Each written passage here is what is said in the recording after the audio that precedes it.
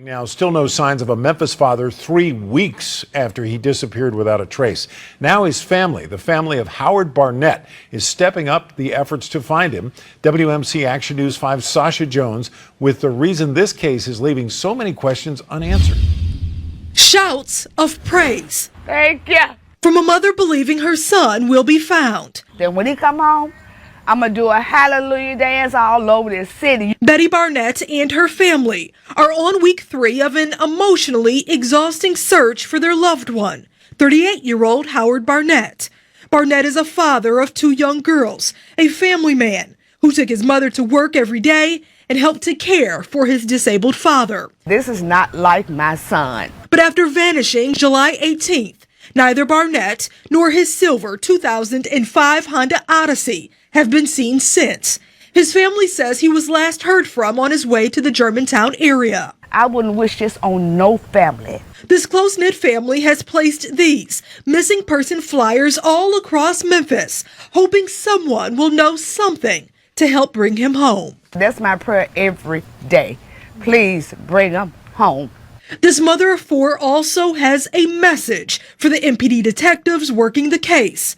She is asking that they treat her oldest son's disappearance like he was a child of their own. But this is coming from my heart. I need you to get on your job and bring my child home and safe to his family. In Memphis, Sasha Jones, WMC Action News 5. Now the family.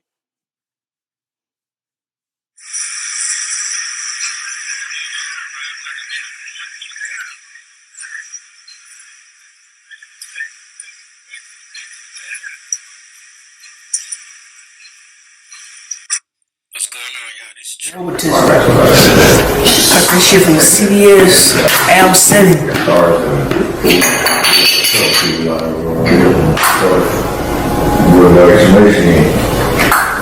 I ball that shit. You see, I ain't had that old man let her drip in nothing. Is you a trapper or is you not a trapper?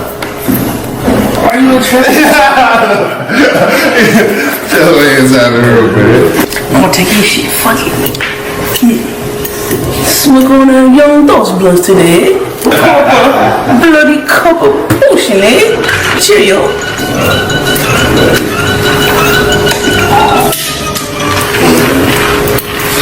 Damn. Shut up there. Yeah, my boy. What this nigga. I know I didn't think it was over with. I know I didn't think it was over with. What's going on, y'all? This is True, top of the morning. It's a great day to be alive. Only a flipper man, we still riding. And salute to all of y'all. And for these people's name I'm about to call, without y'all and the rest of y'all, who would I be? These are the people that consistently show True some love and donate. So let me give them a special shout out real quick. Queen Beryl, Queen Joyce, my man Kenny K, my man Chris Real, Corey and Beard, Shelby Major, King Papi, Jaime Jones, Soldier Ty Berry, of course the Queen Myra P, Queen Roshika, and the good Dr. Ill Ones. Special thanks to y'all for what y'all do when y'all do it. True appreciate that. Y'all give them a round of applause. Now let's go. In this video right here, we got an update on what happened, what could have happened to the guy that lived across the street, Bobby Carter. From Quette, that is. Must I remind y'all, once again, a lot of things happened across the street from Quette's house that would make 2 people that got unalive right across the street from Quette's house. Rest up, Desmond Rogers, and gotta say Bobby Carter too. Also, the car was found across from Quette house. All roads lead to Quette. You know what I'm saying? But we got an update. Now, I have to say this. It's like 3 people that have told me this story. I'm gonna put this post, this IG message on the board, and y'all can read it. It says that possibly Quette took out Bobby Carter. Now, once again, I have no way of verifying that. We can't even find any records of Bobby Carter except for a case that he has he went to jail back in around 2017, which was gonna lead us into another part. But it says that somebody put what it says, damn it, y'all can read it. Yeah, mixed his drink with some chemicals and took him out. Like I heard Cornelius testify. Well, we're gonna play that at the end. That Bobby Carter went on a drill trying to get his paper route woo, and that failed. And then after they fumbled that one, that hit. Then Bobby Carter tapped out. So what else was Bobby Carter into? Because as you can tell, this wasn't his first drill. Which brings me back to something else that tied in. Now, in 2017, after Straight Drop shot up the bowling alley and went to the feds, I do believe, got a 5-year sentence in Chris Craft courtroom, right? In record-breaking time, Straight Drops gets released after 5.5 months. Where they do that at? Now, he was already, I believe he already had a federal case anyway. We already know he had an aggravated rape. But 5.5 months. Now, during this 5.5 months in 2017, Straight Drop girl moved on, right? She started dating an older guy by the name of Howard Barnett. And of course, Straight Drop, little young ass, I don't know what he did or who he told on to get out there in 5.5 months, but that's unheard of. But he got out, and soon as he get out in 2017, his girlfriend Raquela Hunter, the one that snitched on him and made a statement. I think that's his baby mom's as well. If you remember the little child, I'm not sure. Is that his baby? But when he got out in 5.5 months, immediately Howard Barnett comes up missing. As y'all about to pay attention to this little production I put together to update the people that don't know what I'm talking about. Well, Howard Barnett has not been found yet, and this was years and years and years ago. Now, the thing, since we're getting into it, is that they found Howard Barnett's van. Guess where they found Howard Barnett's burnt van up with nobody in it? Down the street and up the corner from where the white Mercedes was when they shot down them 2 women in Covington, Tennessee. A couple of miles away from that crime scene, rest in peace, Anita Wilson. Trayon Ingram is the only one that's been arrested for that murder. And up the street, a couple of miles up the street from there, they found Howard Barnett's van. Now that's like, 60 miles away? Now his phone, this is where it gets interesting at. Howard Barnett's phone was found no other place than 2 or 3 blocks walking distance from Straight Drop's, one of Straight Drop's addresses. And if you put that together, how was that possible? What a coincidence that Howard Barnett was banging your girl older gentlemen taken care of, and he was also moving them pounds, right, in the game. You know, everybody gotta get their hustle on. And he was also working at a tax service. Now, you know how corrupt them tax services in it, but I'm not gonna speculate on that.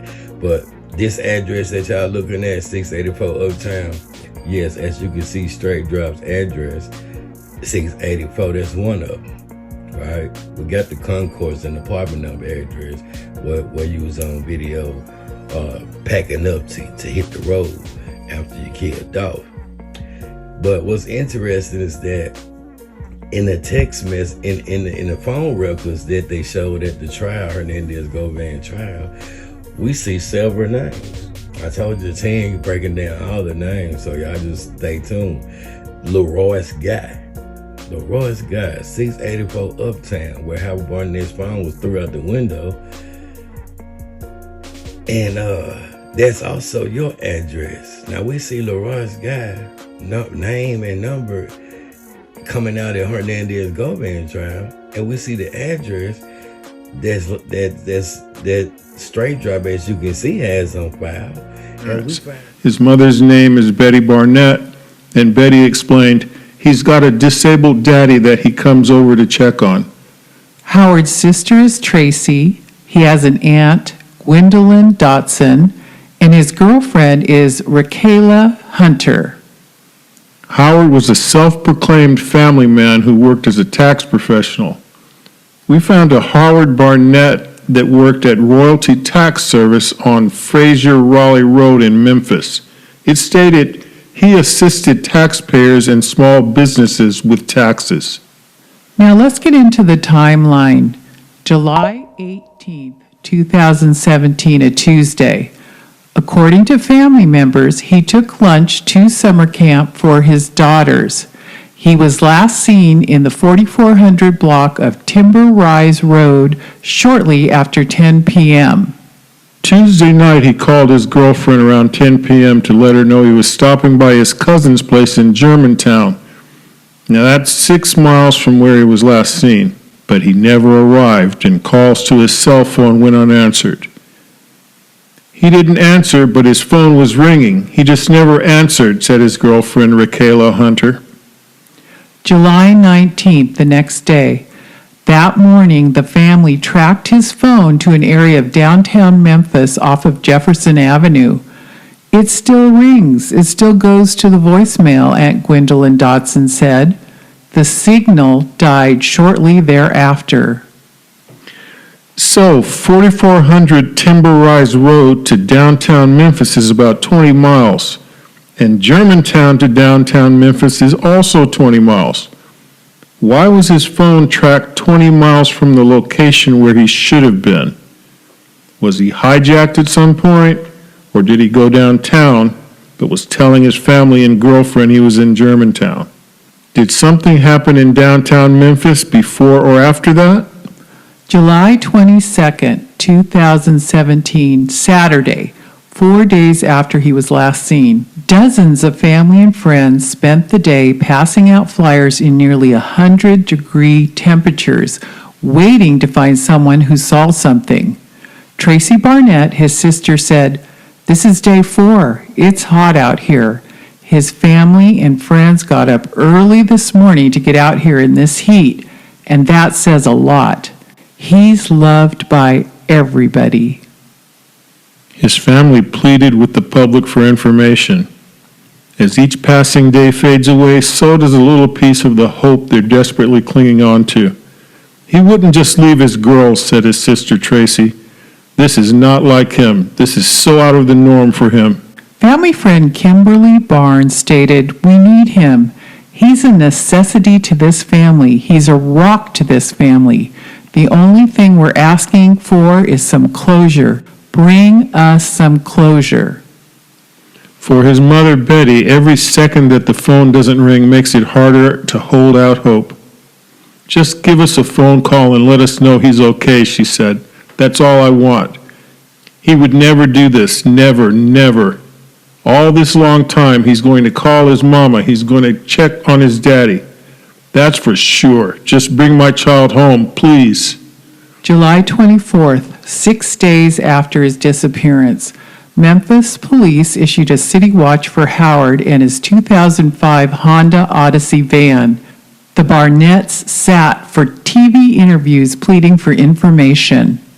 July 25th, 2017, 1 week after Howard vanished. Investigators received information leading them to Howard's minivan. A property owner had found the van where Fayette and Shelby counties meet. This is about 40 miles from downtown Memphis, per Google Maps. The vehicle was located in a field at 830 McCraw Loop on a farmer's private property. The van was badly burned, but there was no sign of Howard or any human remains at the location.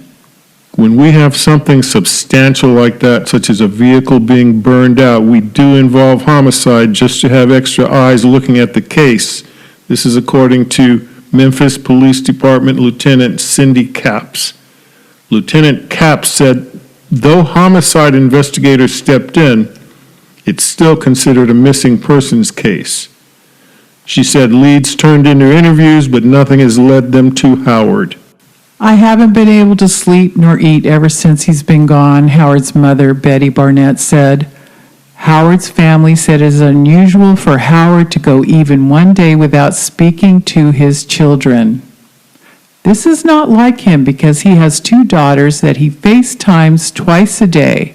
He's got a disabled daddy that he comes over to check on, Betty explained. The word is out and people are out looking. Like we said, it's out of the norm for him. He would not do this, his sister Tracy said. I'm pleading for the whole word. Somebody got to know something. Somebody got to tell us something. Reach out to us, Betty said. If you don't reach out to us, reach out to the police with any information that you have. Foul play is suspected, but as of now, Howard is still considered a missing person. October 27, 2017, a NamUs case was created.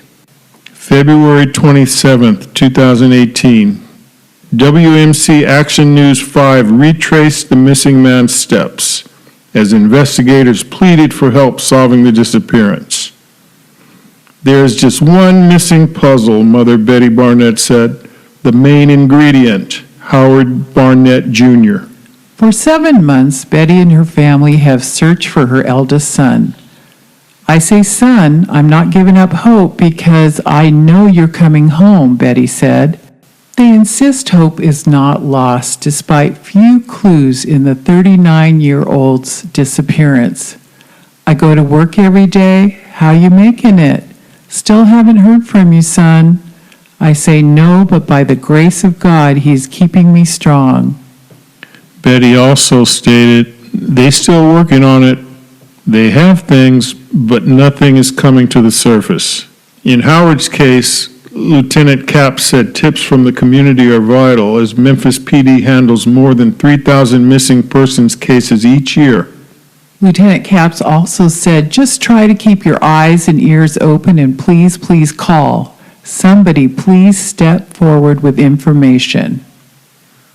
August 2018. Raquela Hunter and Howard Barnett were supposed to celebrate their 1-year anniversary this month. I just miss him, she said. July 18th, 2018, per WMC Action News 5. 1 year. Yeah, this little C right here, who was the one that, you know what I'm saying, shot your woo, woo, the woo, and it's man. Prior to that, were you involved in any other shootings? Well, one day, Mr. Gofan had provided me with a gun, and he told us that Paper Route Rue was at home one day. So as we approached the house, with me, Bobby, Justin, and another guy, I don't know the other guy's name. Bobby dropped me off, I get out walking on foot. Paper Route Rue coming out the house, and he had his gun in his hand at the time, and I was walking up the street. And me and him had a shootout or whatever, and the gun he provided me had jammed up. So, you know, I had to duck and Bob and weed, and Bobby had got to me. We got in the car and went back to his house and reported what had happened to him. And he was glad I ain't get killed that day right there. But Bob was like, he wasn't messing with this stuff because he was believing what Justin them told him about we messed it up or whatever, and we ain't have our masks on and all this. So Bobby fell back. Was there an incident with paper route that you're aware of prior to the incident where you were involved?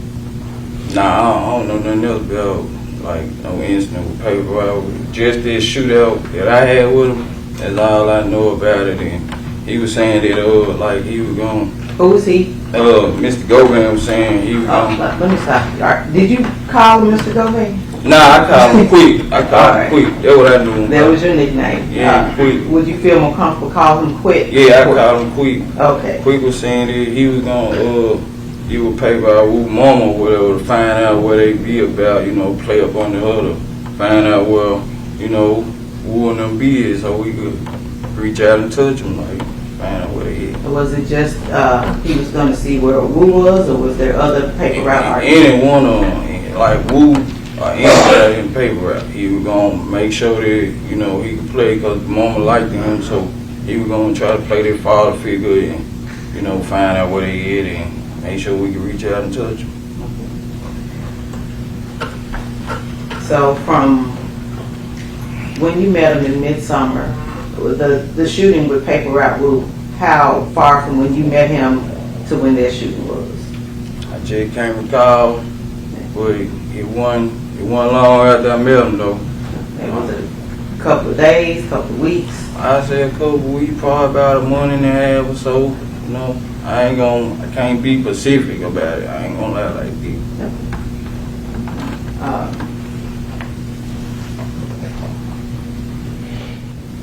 Let's go to November the 16th of 2021.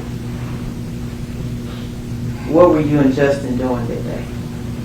Well, he had called me up. He came and picked me up. We had went because they had to take a drive in South Memphis somewhere.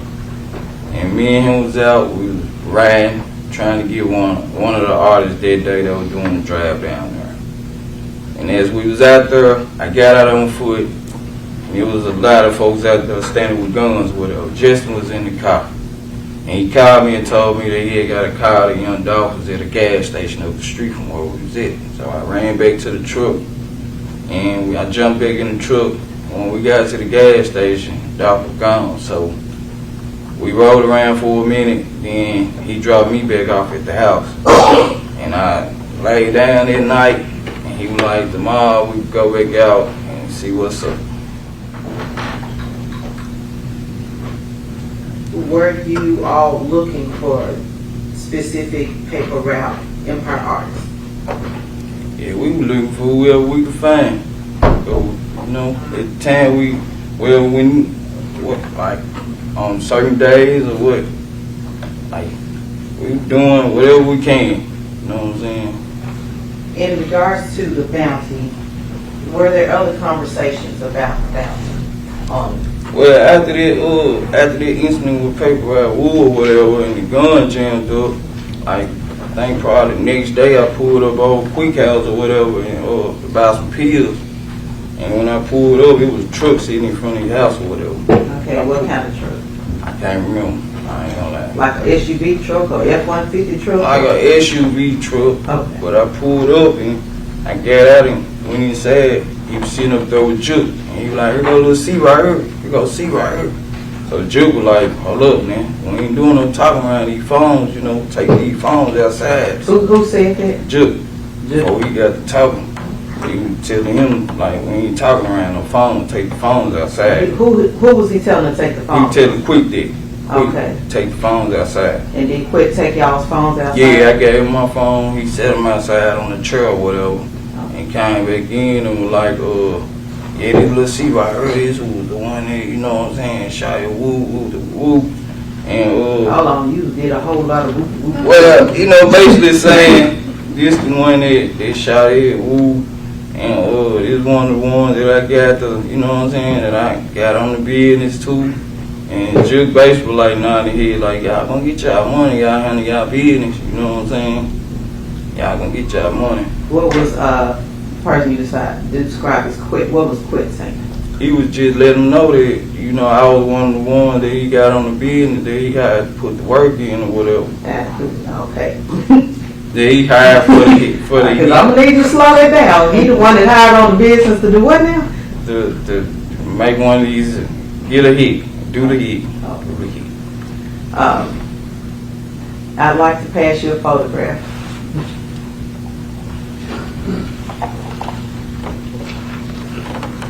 Do you recognize the person in the photograph? It is Quick and Big Jew. Okay. Your Honor, if we could have that photograph entered into evidence as the next number to see. No objection, Your Honor. This is a picture of two gentlemen with white shirts, t-shirts on that's been described by the witness as Quette and Big Joe. We'll mark this as exhibit. Your Honor, before we publish, I would simply just ask if you have a time frame with this photo as far as authentication goes. Sure, let me mark it first. Mark this as exhibit 4 for this hearing. How did you meet Justin Johnson? I met him through Quick as well. At what point did you meet him through Quette? Like around the time we did that, they hit on paper route Woo. When we went and shot at him, like that was like my first initial meet with him around that time. And you said you met him through Quette or Mr. Dolphin. How did you meet him? Describe it. When they found out that Woo was at the house or whatever, me and Bobby were called, and he called Justin up too, and we all met up at his house. And who was he? Quick House. We all met up at Quick House, and me and Bobby jumped in one vehicle, and Justin and another guy jumped in another vehicle. But he was putting you all together. Yeah, Quick put all us together. Okay, you didn't know Justin before this day? No, ma'am. Never seen him? Never seen him, never met him, I knew nothing about him. All right, so some point we'll get to November, but what was your interaction with Justin over the course from when you met him? After we did that and the gun jammed over paper out Woo, Justin then went back and told Quick that me and Bobby so-called messed it up or whatever. So, you know, Quick was like, y'all had y'all masks on. Justin them told him we ain't have our masks on. I ain't have my mask. No man knew that this was going on, and he asked right, you to have he a the one mask. gave me the gun to go out there. And he asked that you have a mask on. Right, he asked me that. Okay. And he was saying, like, Justin was telling him that we messed it up or whatever, and that's when Bob was like, he ain't doing nothing with nobody, he ain't getting involved in it or whatever, because Quick believe everything Justin them say, and, you know, at that time, Quick basically was telling me, like, get with Johnson and get with Justin them, and you know what I'm saying, handle the bid, and you want to get this money. Since Bobby acting like he acting, you know what I'm saying? I don't know what you said. Since Bobby acting like he acting, he told me to get with Justin and them, you know, since Bobby had pulled out of it. Oh, Govan told you to get with Justin? Yeah, Quick told me to get with Justin. Okay. And what reason was he telling you to get with Justin? So we go find one of the people out any artists to get this money, you know. And so, what would Govan gain out of you all getting a bounty or a hit on one of the paper route? He was getting a cut out of it. You know, he supposed to got $10,000 for me.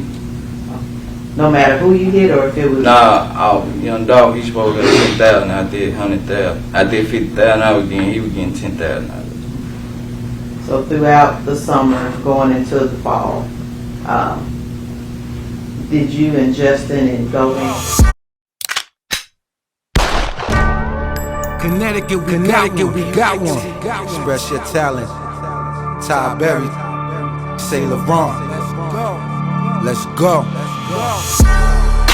If it ain't about the bag, don't respond. If it ain't about the bag, don't respond. If it ain't about the bag, don't respond. EYT, Ty Berry, Say LeBron. If it ain't about the bag, don't respond. If it ain't about the bag, don't respond. If it ain't about the bag, don't respond. EYT, Ty Berry, say LeBron. Niggas talking shit cause I'm not around like I'm gone. This shit was real like you said I would've been on your mama's lawn. Met you at the corner store, lay it by your car. It ain't about no investment, so no I don't respond. Pay my own bills, you live for free with your baby moms. I drive my own cars, I went from jail bars to the car to the bar. I'm a star, I ain't put rapping from the start, cause that's what they are. If it ain't about the bag, don't respond. If it ain't about the bag, don't respond. If it ain't about the bag, don't respond. EYT, Ty Berry, say LeBron. If it ain't about the bag, don't respond. If it ain't about the bag, don't respond. If it ain't about the bag, don't respond. EYT, Ty Berry, say LeBron. Like the king of Memphis, I'm about to run it up like Dolph. About to take off on that no rip, take off. Money train on the way, no stops, rip the brakes off. Unlike Bernie, the feds came, I made off. If it ain't about the bag, don't respond. If it ain't about the bag, don't respond. If it ain't about the bag, don't respond. EYT, Ty Berry, say LeBron. R.I.P. Mo 3, I got that dog food, fuck shoes. I'm stepping on next and hard to see the bag don't talk, the bag make moves. That's why you don't see me next to you. A spade's a spade, nigga know I'm not throwing shades, but I look better than Thug and these YSL shades. Smoking blueberry haze, taking shots to Don J. You ain't talking M&M's, I got nothing to fucking say.